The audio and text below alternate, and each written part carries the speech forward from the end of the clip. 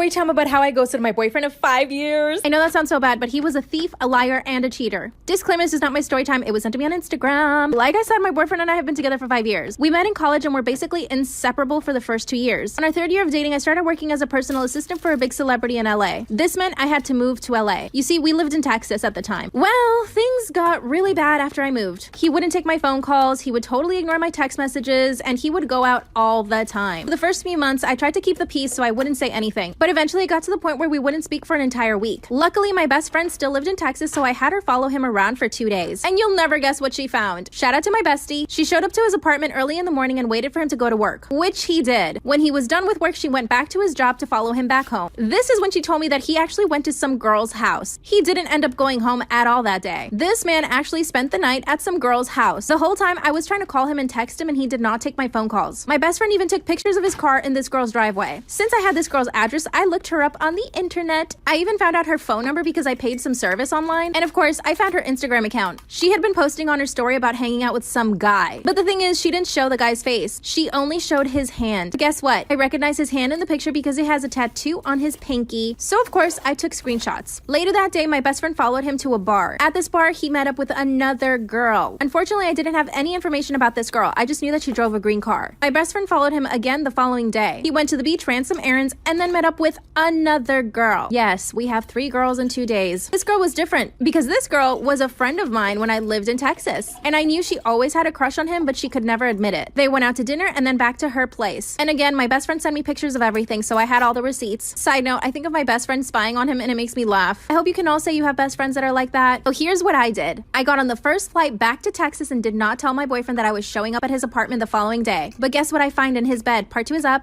Story time about how I ghosted my boyfriend of 5 years. I show up to my boyfriend's apartment to catch him in the act, and you'll never guess what I found in his bed. Disclaimer, this is not my story time. I was sending me on Instagram. My lying, cheating boyfriend had given me a key to his apartment. So I unlock the apartment and make my way towards his bedroom, really quietly. When I walk into his bedroom, I find him curled up in his bed with another girl. He's holding her in his arms, totally fast asleep. The worst part is, I recognize the girl that was with him. It was one of the girls who I used to be friends with in Texas. I walked backwards and closed the door behind me. That's when I just started to cry. I couldn't believe that he had done this to me. While I was working my butt off in LA trying to make a future for us, he was in Texas dating 3 women at once. No wonder he never picked up my phone calls or even texted me back. So here's what I did. I had printed out all the receipts I had, all the pictures of him hanging out with other girls that my best friend took while she was spying on him. I laid out all the pictures on his kitchen counter, and I left him a letter too. I told him in the letter that I could never forgive him and for him to never contact me again. Oh yeah, and that I wanted him to pay me back the $3,000 he owed me. You see, when we first started dating, he needed a loan for his car. I helped him out and gave him $3,000, which he promised to pay me. Obviously, we dated for 5 years and I never saw any of that money. So aside from him being a cheater and a liar, he was a thief. I left the note and the cards and left his apartment. I went to my parents' house and stayed with him for the weekend. Of course, my boyfriend,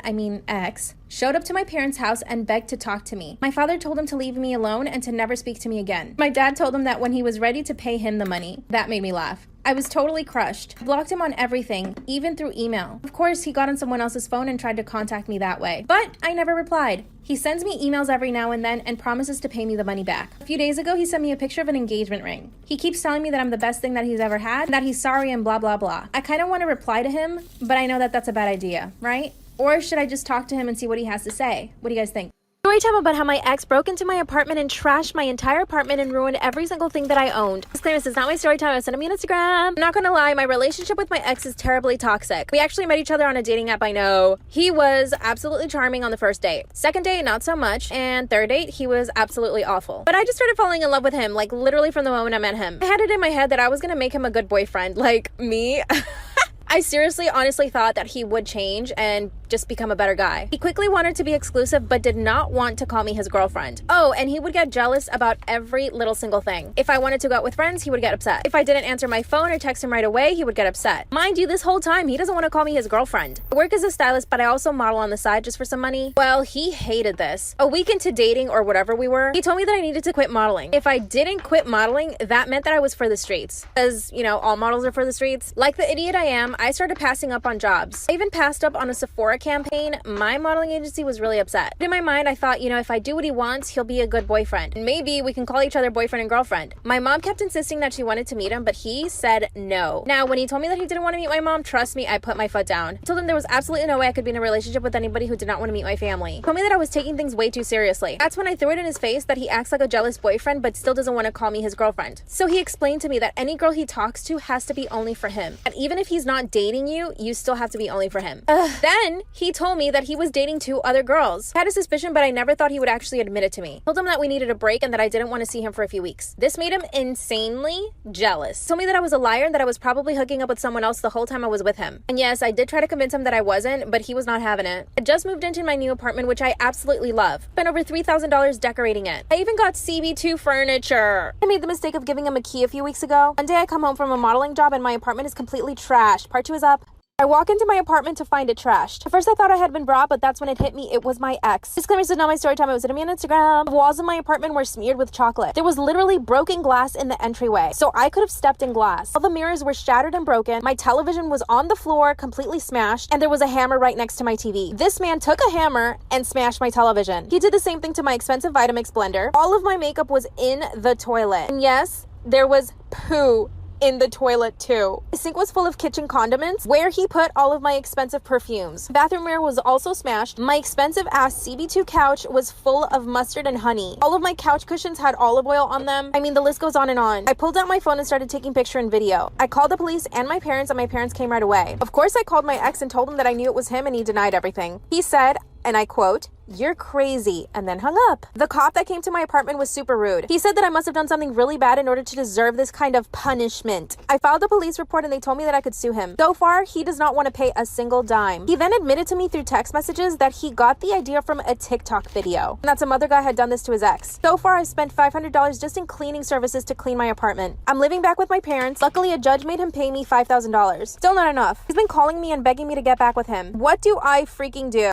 Story time about how I caught my roommate with my fiance 3 days ago. Disclaimer, this is not my story time. It was sent to me on Instagram. My fiance and I have been together for 3 years. He took me on a trip last January and proposed. He's been nothing but an amazing fiance. Families get along super well. My family loves him and he's so kind and gracious to them. On the other hand, my roommate is terrible. He claims to be a model on Instagram, but that's not really what she does. She's actually got a couple of sweet puppies, if you know what I mean. In the past, I've helped her out so much with money because she's always broke. I even loaned her $2,000 just last month to repair her car. My family hates her and they think she's super toxic. I have a soft spot for her because we know each other since high school and I know that she struggled a lot then. I'm a very kind and giving person, but she's totally taken advantage of that. Funnily enough, my fiance hated my roommate when he first met her. He thought the same thing my family did. She constantly monopolized my time, and if I was out on a date with my fiance, if she needed something, she would call me and ask me to go to the supermarket and pick up apples and stuff like that. About 2 months ago, I had to put my foot down. I'm in the process of planning my wedding with one of my best friends, and my roommate is totally stressing me out. She continues to criticize every single thing that I pick. I asked her to be one of my bridesmaids, huge mistake, and she made a fuss about the dress. She wanted a backless dress, but I didn't want that for my bridesmaids at all. I'm not trying to plan an Instagram wedding here. She was so upset about the bridesmaid dress that she actually didn't speak to me for about a week. I had to beg for her to talk to me. Eventually, she told me that she didn't feel sexy in the dress and that she really wanted something she could shine in. My best friend was with us when she told me that, so my best friend quickly corrected her and told me that the only person that needed to be shining that day was me, because I'm the bridesmaid. My roommate got super upset and told me that she didn't want my best friend coming over to our apartment anymore. Obviously, that was going to be a huge no because she was helping me plan the wedding. So instead, I had to get my fiance to come to the apartment and help me out. My fiance works a lot and he's constantly on his phone. He also travels for work a lot, so I knew that he wasn't going to be able to help me all the time. One day, I come home from work and find my fiance and my roommate sitting on the couch chatting. I actually got really happy because I thought maybe they're trying to be friends now. I wanted them to get along. My fiance and I knew that we were going to move in together right after the wedding, so I didn't have a problem with them becoming friends. Fast forward to 4 days ago. My fiance had his bachelor party and I had my bachelorette party. I had so much fun at my party. My roommate was on her best behavior, but she actually told me that she needed to leave early, which I thought was super strange. I get home from my party at around 3 a.m. I was wondering about my fiance, so I decided to call him. The phone goes directly to voicemail. A few minutes later, I get a message from one of his friends. It's a picture of my fiance and my roommate on the couch kissing. Then I get a phone call from the guy that sent me the picture. He told me he thought I needed to know what was going going on. He told me that my roommate showed up to my fiance's bachelor party and that she was flirting with him the whole night. He also told me that she was pressuring my fiance to drink. My fiance has never been a big drinker, so it surprised me that he was even drinking at all. He sent me some more pictures of my fiance and my roommate. They were dancing and chatting the whole night. So I decided to show up to the bachelor party unannounced. When I walk in, there they are on the couch. Fiance was pretty inebriated and he was kind of confused too. My roommate, on the other hand, was totally fine. She jumped up from the couch and asked me what I was doing there. I asked her, "What are you doing here?" She actually laughed and told me that my fiance invited her. Part 2 is up.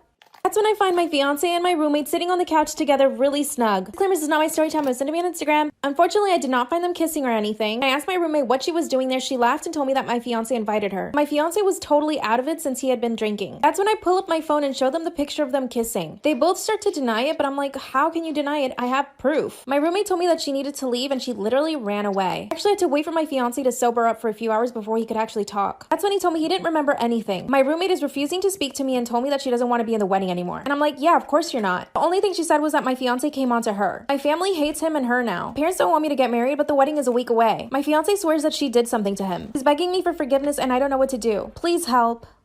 Story time about how my husband left me for my sister and married her 4 days later. Disclaimer, this is not my story time. It was sent to me on Instagram. My husband and I have only been married for 2 years. 2 years ago, my sister and I went on vacation. A few days into our trip, we were at a bar and we met this group of guys. My husband was one of those guys. He basically flirted with us the whole time. And I could tell that he didn't know which one of us to choose. So I made it easy for him. I told him that I liked him and that I wanted him and I to go on a date. So that let my sister know that she had to back off. My sister actually ended up hooking up with one of his other friends that night. We all hung out together for the rest of the trip. I started falling in love with him really fast. When the vacation was over, my sister and I went back home. My future husband and I would basically talk on the phone every single day. A few weeks later, he even started talking about moving to my state. I really thought he was totally committing to me because he wanted to move closer to me. Fast forward a few months later, we moved in together. We got engaged and soon after we got married. My whole family was really happy for me and my sister was too. My sister ended up being my bridesmaid and everything was great. She and my fiance ended up spending a lot of time together. I mean, she was helping me plan the wedding and she was my bridesmaid, so I didn't think anything of it. Fast forward to a year later, I ended up landing a great job. This job had me traveling 2 times out of the week. My husband mostly worked from home. Because I'm such a good wife, I decided to ask my sister to go over to my house and cook for him once in a while. After a few weeks of working my new job, I decided to come home early and I didn't tell my husband. I found him with my sister in the jacuzzi. Part 2 is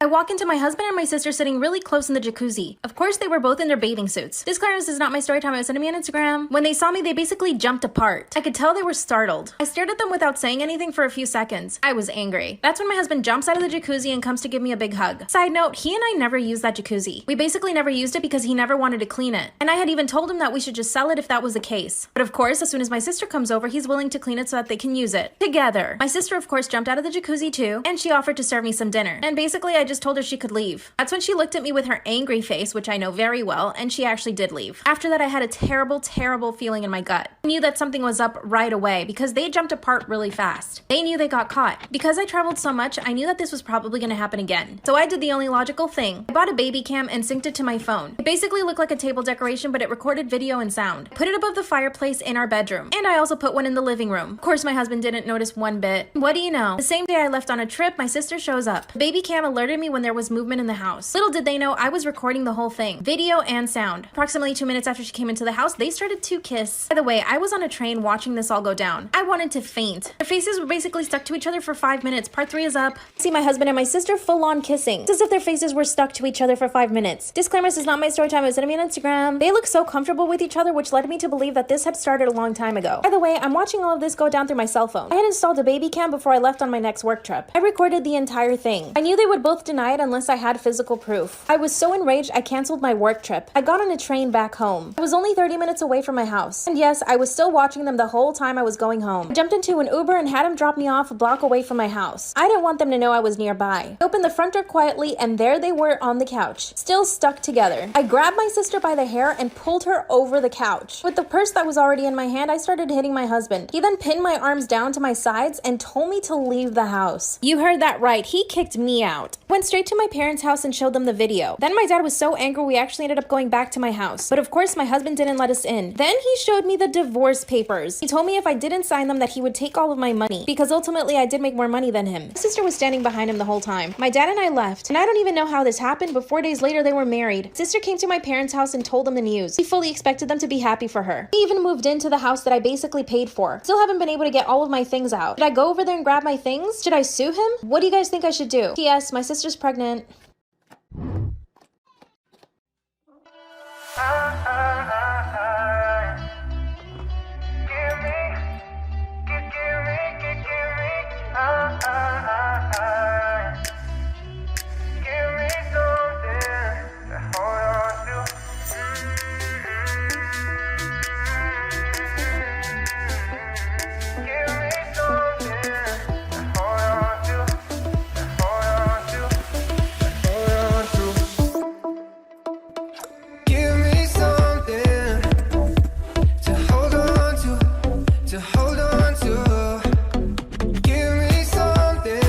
Story time about the guy who pretended to be transgender to get into the girls' bathroom.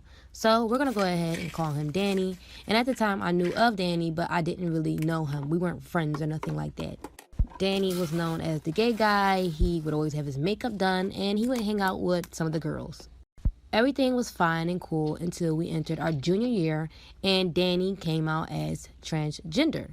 He started wearing wigs and dressing more feminine-like. Now, when he would get dressed up, he would look completely different than what he looked like as his, born male self. You would think that he was a different person when he would get dressed up. Well, one particular day, he didn't get dressed up and he entered the girls' bathroom. When he did that, all of a sudden, it was a big group of girls running out of the bathroom screaming. If you guys want to know why they ran out, come back for part 2. This is part 2 of the guy that pretended to be transgender to get into the girls' bathroom. So, like I said before, junior year was the year Danny came out as transgender. Some days he'd get dressed up, some days he didn't. When he entered the girls' bathroom, a group of girls ran out of the bathroom screaming. I think maybe a couple hours later, after lunch, Danny was called to the office and rumors went around about Danny trying to look through the girls' stalls. One girl claimed that he was peeking through the stall to look at one of her friends, and Danny was suspended. I think 2 weeks later, Danny came back to school, and she completely stopped wearing feminine-type outfits. That same week, me and my friend Kenneth were walking past the boys' bathroom, and we heard a lot of fumbling going on. I told him to go check what was going on. When he checked, there was a group of guys in the bathroom jumping Danny. I'm running out of time. Come back for part 3. Part 3 of the guy that pretended to be transgender to get into the girls' bathroom. So, like I said earlier, Danny was in the bathroom and he was getting jumped by a group of guys. After it was over, he walked out last and he walked over to his locker. So I followed him to see if he was okay, and he had a black eye and his lip was busted. I asked him if he wanted me to walk him to the nurse and why did they even jump him.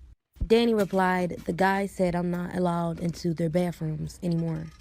He said anytime he ever entered there, he'd get bullied or teased for being gay. Then I asked him, I thought you were transgender. He said that because he didn't want to go into the guys' bathrooms anymore. I said, what about the incident about you peeking through the girls' stalls? He said, I never looked through any other girl's stall. I was just seeing to see who was in the bathroom so I could go in. He said, I'm gay, I don't even like girls, and it wasn't my intentions to make anyone uncomfortable. There was a girl named Jessica Phillips that went missing in my high school. She went missing in the middle of our junior year. When her parents came out about it, the school put posters up everywhere, alerts on the news. 2 weeks later, they decorated her locker. Ever so often, I see her closest friend weeping during class, and the teachers would excuse them out. The devotion of love she was getting after she went missing was outstanding. But the thing is, no one liked Jessica. Actually, everyone hated her. Don't get me wrong, she was the most popular girl in school, but she was an asshole. She was very nasty and rude and did anything to get what she wanted. I heard she once gave this boy Ronnie peanuts for not doing her homework anymore. He wanted to get into sports and didn't have time for it, and he was allergic to peanuts. The girl was practically a bully. Her friends were all followers that secretly hated her but wanted to be her. But it's crazy to see them all crying over her whereabouts when they all wanted her gone. But I know why she went missing. Come back for part 2. Jessica going missing didn't faze me. Actually, the days felt lighter when she wasn't there. Yeah, she was the talk of the town for weeks, but I'd rather that than to actually see her. And I know some might say I'm heartless, but Jessica did it to herself. So the night of Nicole's birthday party is when it all started. Nicole and Jessica were like frenemies. I mean, they were friends, but they were always in competition with each other. I'd say Nicole was the second popular girl in school. She was the first, but she dropped to second because she lost her boyfriend Luke to Jessica. He cheated on her with Jessica. I can say that's when the war started. Anyways, the night of Nicole's party, Jessica wasn't invited. I remember overhearing her during lunch that she was going to plan to crash and ruin Nicole's party. Pretty devious if you ask me. So the night comes and I go to Nicole's party. An hour goes by and I take a step outside of the side of the house to get some fresh air. I see Jessica creeping from the back. I say, "Jessica, is that you?" She looks at me and before I know it, someone grabs her face and pulls her into the bushes. So the night Jessica went missing, I saw exactly what happened.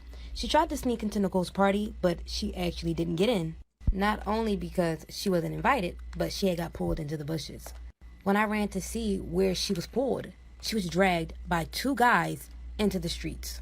I was in shock and I stood there for a few seconds, but those few seconds, Jessica saw me. She screamed for me to help her, but I just stood there. They threw her into a car and drove off. I went back to the party as though nothing happened. After the party was over, I went back home and I kept replaying what happened over and over. Then that next Wednesday is when everyone started hearing about Jessica going missing. They said if anyone ever saw anything to come forward, but I decided not to. There were moments throughout the week where I felt like I should say something, but there were times where I felt like it was too late. I thought maybe she was dead by now and it'd be pointless for me to come out now. But everything changed when I got a message from a block number saying, "Why didn't you save me?" Storytime on how I found out my friend was homeless, and at the time we were both 11, and let's call her Aaliyah because I don't want to expose her real identity. Me and Aaliyah were really close. She always wanted to come over my house. My family liked her around because she was like another daughter. My mom loved the fact that she ate her cooking, and also I was the only girl. I had 3 other siblings that were all boys, so Aaliyah was basically my sister. Anytime I'd go outside, Aaliyah was always outside, so always had someone to play with. But one thing I will say is that she smelled funky, but I ignored it because she was a really nice person. Anyways, my birthday came up and I wanted to have a sleepover. My mom said she needed to talk to everyone's parents to make sure if they were allowed to sleep over. My mom talked to everyone's mom besides Aaliyah. I asked Aaliyah if her mom could speak to my mom, but she said she didn't need permission to sleep over. I was like, "You're lying. Where do you live?" And she's like, "Never mind. I probably can't. I'm going to just go home." I was like, "Go home?" And she was like, "Yes, I gotta go." When she left, I secretly followed her home. She walked for about 20 minutes until she came to a stop and went into a tent by a tree. I'll be back with the next part in part 2. Part 2 on how I found out my friend was homeless, and at the time we were both 11. So like I said earlier, I followed her home for about 20 minutes until she came to a stop and went into a tent by a tree. I was so confused because she told me she was going home. Why lie? So I went closer to the tent and shook it and then went around to open it. When I opened it, she had canned food piled in the corner with a blanket down the bottom. She had a lot of things packed into her little old tent. I asked, "What's going on? Are you going camping?" She looked down and said, "This is where I live." I was like, "How does your family live in here?" And she cried and explained that it was just her. Come to find out, she was a foster, but she ran away from home because her foster mom would bring in strange men around her and the rest of the girls that lived in the house with her. I'm not going into full details about what happened because I don't want to put too much of her business out there, but she was touched. It took a couple days for her to come out and tell me about it. She begged me not to tell anyone where she lives because she didn't want to get sent back, but I didn't feel right knowing that she lived in that tent. Come back for part 3. Part 3 on how I found out my friend was homeless, and at the time we were both 11, so I found out she was living in a tent due to her not liking the treatment she was getting by her foster parent. She told me not to tell anyone where she lived because she didn't want to go back, but I didn't feel okay knowing that she lived in that tent. So a week later, I went and told my mom everything she told me, and I was hoping she could help. I suggested to my mom maybe we could adopt her, but my mom wasn't too fond of the idea, so she called this hotline. I forgot the name, but they supposedly helped with stuff like this. She told them everything I told her, and I also spoke to them myself. Then maybe the next morning, they came into my house and they wanted me to direct where Aaliyah was living.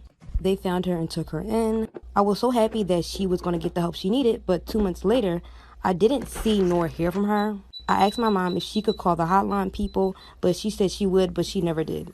Then maybe 2 to 3 weeks later, I see Aaliyah outside and I get excited and run to her, and when I get closer, she had a black eye. I was like, "What happened?" And she said, "You," and walked away. After that day, I never saw her again. Story time of how my toxic ex-best friend got me jumped. By the way, we're calling her Alexis. So me and Alexis have been friends since we were babies. Our moms were best friends, and they sent us to the same school, had the same friends and everything. But the thing with Alexis is that she was super jealous and insecure. Whenever I did anything without her, she'd get very controlling. We got to high school, we started to drift apart, and I made new friends. But like after school, she'd always tell me that she didn't like my friends and that I'd be better off finding prettier friends. I would tell her, yeah, they might not be the most prettiest, but I like them.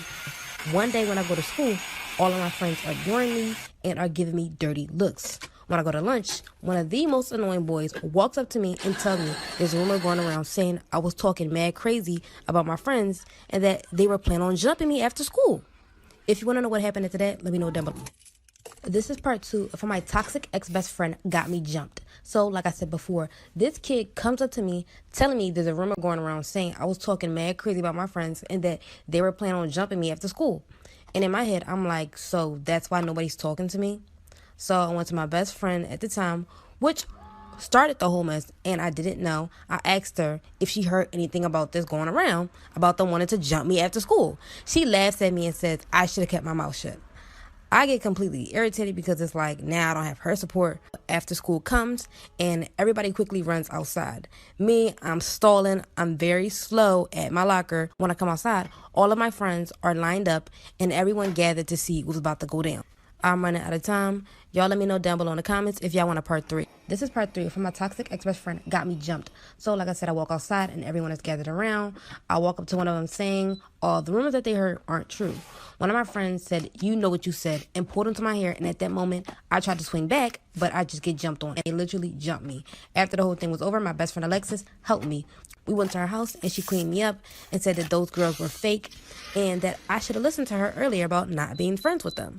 And I was confused on why she was helping me because she laughed in my face when I asked about it. But I left it alone because at least she was helping me and maybe she was right. Fast forward 2 weeks later, one of my friends who jumped me reached out to me apologizing. I asked her why and who even told you I was talking badly about you. Guys, believe it or not, after I get done speaking with her, I found out that my best friend Alexis lied and told them I was talking badly about them, and the girl even sent fake screenshots of messages between me and her. Story time of how I got caught cheating on my boyfriend with his brother. So me and my boyfriend at the time were on and off. Our relationship was really toxic and I was tired of the whole relationship. And everything started to go downhill when he cheated on me and I took him back. I know, stupid, but I really wanted us to work, so I stayed with him. But throughout the relationship, I was very insecure. I constantly thought he was cheating on me, so I started talking to other guys. One of them being his brother. And his brother was the biggest player of them all, but I didn't care as long as I wasn't stressed about what my boyfriend was doing. So one day after school, I met up with his brother at his house and we got it on. I thought that day he had football practice, but no, he came straight home and walked in on us. If y'all want to know what happened after that, let me know down below in the comments. This is part 2 of how I got caught cheating on my boyfriend with his brother. So, like I said earlier, I go to their house to go see his brother, and we got it on. And that day, I really thought he had football practice. But no, he came straight home and walked in on us. When he came in, he grabbed the covers off of us, and he literally starts fighting his brother. Then comes over to me and drags me into the hallway, throws all my clothes at me, calling me all types of names and telling me to get the hell out. He then ran and stormed out of the house. And to be honest, the whole time I wasn't even mad. I was glad he caught me cheating on him. Finally gave him a taste of his own medicine.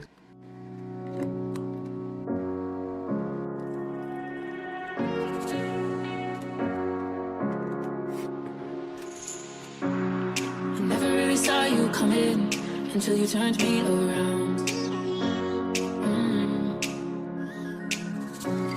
I used to think I was nothing, but look at this love we found.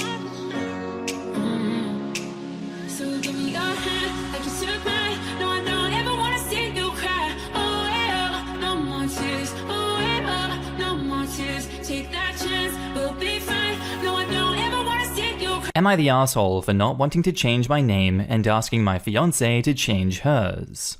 I, 27 male, have been with my fiancée, 24 female, for 3.5 years. We are very happy together, and I can't imagine my life without her, but we have had a hard time reconciling this disagreement, so I posted here at her suggestion. We've been talking more and more about marriage recently, and what it would look like. For me, part of the significance of marriage is becoming family with each other, and that includes sharing our last name. When I think of being bonded with her in that way, I get really happy and excited, like we are a true pair and the whole world could recognize it. However, she wants to keep her last name, as she says it's a hassle to have to change it. I think that's fine, but I'm the only guy on my side of the family who could carry my family name. I have 2 sisters who are married already, so it's literally just me left. It's a pretty unique name, not like Johnson or Smith, so my family name would die out if I don't carry it and pass it on to our kids. Fiancé doesn't really care about matching our names and suggested that I could change my name to hers so we can match, or otherwise just both keep our own last names after we marry. She has a brother, so her family name would be carried on either way. I feel like it's different for that reason, and she should compromise with me and change her name. Am I the asshole for not wanting to change my family name and asking her to change hers instead? Now in the comments, sorry dude, you're the asshole. Welcome to the 21st century. It is a massive, massive pain to change your name and update everything. Massive. Words cannot express how massive. You either want to marry her or don't. You choose. The name change BS is a holdover from when women were considered property, and while some still embrace that tradition, it's not universal and not everyone does it or wants to. In fact, in some places, it is illegal to do so. If you want to make this your hill to die on, so be it. If your idea of compromise is give me exactly what I want and what you specifically said you didn't want, I'm unclear on how this is going to work out well. That's what I was going to say. A compromise would be you changing your name because she doesn't care about the name being the same or hyphenate, but not having her do exactly what you want. You're the asshole for, quote, not wanting to change my family's name and asking her to change hers instead. Why do your wants come first? She doesn't want to change her family name and is thus asking you to change yours as well. But the fact that you expect her to just do what you want when she's trying to compromise... Back up to the post, we have an ETA, getting some questions about hyphenating our names. I am willing to do this, but she is not. She does not want to change her last name at all due to the hassle of it, so basically she says I can take her name or just accept us having different last names. Also, some comments are mentioning this is my hill to die on. It's really not, or I wouldn't be posting here. It's just something my fiancé and I are having trouble sorting, and we wanted to get some others to weigh in. I obviously won't and can't force her to do anything. Edit to add to, it's hard to keep up with the comments, but I'm reading them all, and so is my fiancé. She's getting a kick out of it, which makes me glad, I suppose. But to address a couple more questions that are popping up, we talked and are both okay with the kids taking my last name. She's thinking about this still, but might use my last name socially and keep her name legally so she doesn't have to deal with the hassle, but we will still get a shared name. And now onto the update. Hello. My original post got so much more attention than I expected, and I figured you all deserved an update. It was really rough for me to read literally thousands of messages calling me an asshole. I even lost my cool a little bit. Shout out to the mods for not permabanning me for my tantrum, even though it would have been fair. But my wife and I read every comment together and discussed things thoroughly. I had not considered the patriarchal and historical angle of asking a woman to take a man's name and give up her own. It's just not something that I'd been exposed to much. It turns out this was there in the background for my wife and was bothering her, but she wasn't fully aware of it, much less how to explain it to me. So it wasn't just about the paperwork and hassle of changing her name, she was also resisting because she felt weird about giving up her name. I had no idea that she felt that way and was glad some commenters gave her the language to actually talk about it with me. Part of our process in resolving this difference was to do 23andMe tests and build family trees. This ended up being really enjoyable, and we both found out some great family stories and tidbits from relatives. I highly recommend for other couples to do this too. We both feel much more connected to our personal histories, and therefore our last names now. And it was very moving for me to link our family trees together, and gave me that sense of romantic connectedness that I was seeking through the names. The end result? We got married 2 weeks ago without a legal name change. In the future, we are thinking of hyphenating our names, maybe. Neither of us are pressed to do it immediately, as we are basking in the newness of our marriage. Our kids will also have hyphenated names too, if we are blessed with some. I am thrilled to be married to the love of my life, even if we are not a matching Mr. and Mrs. for now. I would still like to be someday, but if we do, then the hassle of changing our names will be something we suffer through together instead of an unequal burden. Most of all this experience has massively changed the way my wife and I approach our differences or conflicts together. We work through things slowly, gently, and without assumptions until we understand each other, and that has been the best thing to come out of this experience. So although I didn't expect to say it, thank you to everyone who called me an asshole a few months ago. My wife thanks you too. And edit to add, thank you sincerely for all of the well wishes for my marriage. My wife will read them all too, and we are grateful to anyone wishing us well. And now in the comments, good on you OP. Learning how to have disagreements is an important skill for a long and happy marriage. Keep listening to and trying to understand each other and you will do just fine. OP replies, yes, I really agree. I feel even closer to her now than before because of the way that we can sort through disagreements so carefully towards each other. It makes me feel so secure and happy. I wish everyone could find this too. Great role model for other couples in similar circumstances. Congratulations and best wishes on your marriage, OP. This is really wholesome, OP, and you two thought of a beautiful way to solve the issue. Thank you for the update. Some couples come up with their own new last name. Just saying that's an option if y'all want something completely new. And OP replies, thank you for this suggestion. We both feel very connected to our last names, and each other's too, after our research, and want to honor our family by keeping them. But I understand this option as well, and how it would feel really nice for a married couple to name themselves. Names can be very empowering. Our next post is titled, Am I the asshole for my ex-friend's dog getting taken away and possibly put down? Info. My dog Coda, Chihuahua mix, is scared of other dogs. He actively goes out of his way to avoid other dogs, and even hides behind me on walks when other dogs come by. I have a vest that says not dog friendly, so people know this. My sister recently bought a puppy, Rhino, who is a Shih Tzu Australian Shepherd mix, and we introduced him slowly to Coda, and he's gotten along with him. No signs of aggression or fear. Rhino has no prior training of any kind.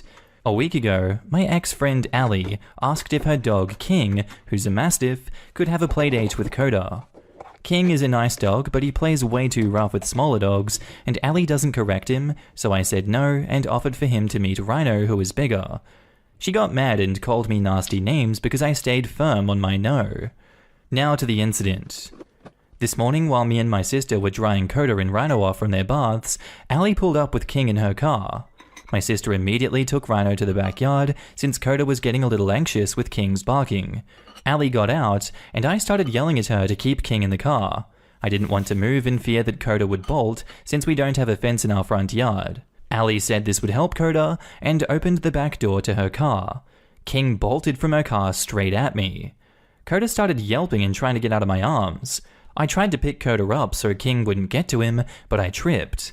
I don't really know what happened at that moment because I had a panic, but from what my sister told me, Rhino slipped out of the back gate and jumped at King. He kept barking and biting at King until he ran back to Ali. My mom came out and helped me get in the house so I could calm down while my sister grabbed Rhino. At some point, one of them called the cops and animal control took King from Ali. Ali then tried to get them to take Rhino because he attacked King, but we showed them security footage that Ali started the whole mess. The police forced her to leave, and my sister filed a police report. I've been getting angry texts from Ali and her family, calling me cruel and evil for causing Ali to lose King, and how he was going to wrongly be put down because I couldn't control my dogs. I truly feel like this is my fault, but at the same time, I don't know, since King isn't an aggressive dog. Am I the asshole here? And edit, Ali was the one to call the police. And now in the comments, not the asshole, nowhere near. You repeatedly asked your friend not to bring her dog. When she showed up uninvited, you asked her to leave the dog in the car. I get that King was likely a big baby and just wanted to play, but it ran straight for you, and your sister's dog took that as a threat. As far as your friend's family, it is none of their business. You have texts, hopefully asking Ali not to bring the dog. I'm sorry the dog had to be taken away, but this is on Ali. Dogs naturally protect their territory and people, so of course the sister's dog attacked the friend's dog, which was aggressing and off-leash.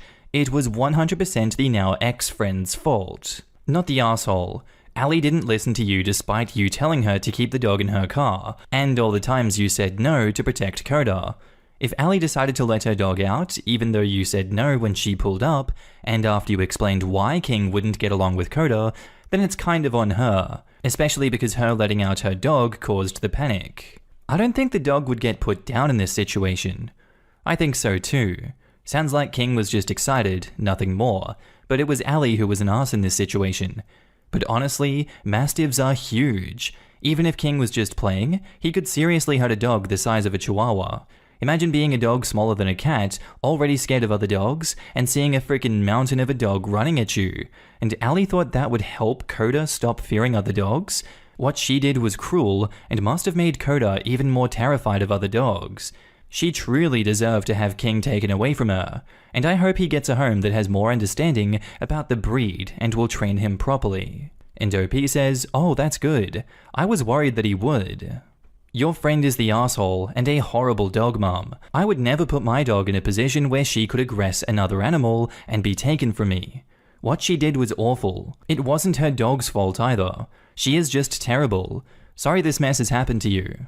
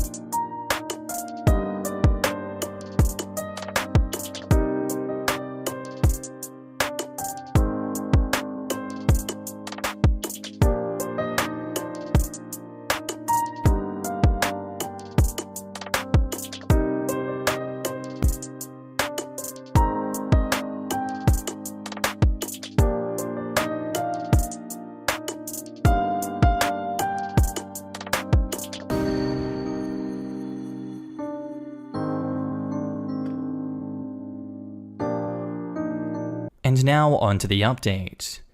So I finally have an update on Ali and King. I had blocked everyone that was part of Ali's family so that I wouldn't have them blowing up my phone.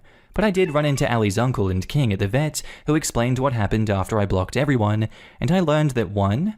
Ali lied to her family about what happened, and 2. King isn't registered as her dog. For the first half, she told her family that I had arranged the doggy playdate with our dogs, and that Rhino got aggressive with King and attacked him, and that I got King sent to the pound. So that's why they had harassed me about what had happened. The second thing was that because King wasn't registered as her dog, they had to call her uncle, who was the registered owner, to go pick him up. There they informed him about what actually happened, as well as the fines and classes for King. Her uncle was livid because he had trusted that Ali had stopped doing things like this a long time ago. Incidents that I had no clue about. So he went back to Ali's home, as she lives with her parents, and blew up at her in front of her family who had gathered to support her. He even showed her parents the police report of the incident. Her family were mortified that they had wrongly harassed me, and they tried to apologize. Her uncle in particular was very angry because that was his name on King that got dragged into the mess. So not only is she going to be the one paying the fine and going to the pet classes with her uncle, her parents also took away her right to have a pet for as long as she lives under their roof. Also, for those that wanted to know, Coda and Rhino are doing fine. Coda actually made his first big doggy friend last week with an older pit bull named Rex. This was done in a safe and controlled environment with a trainer.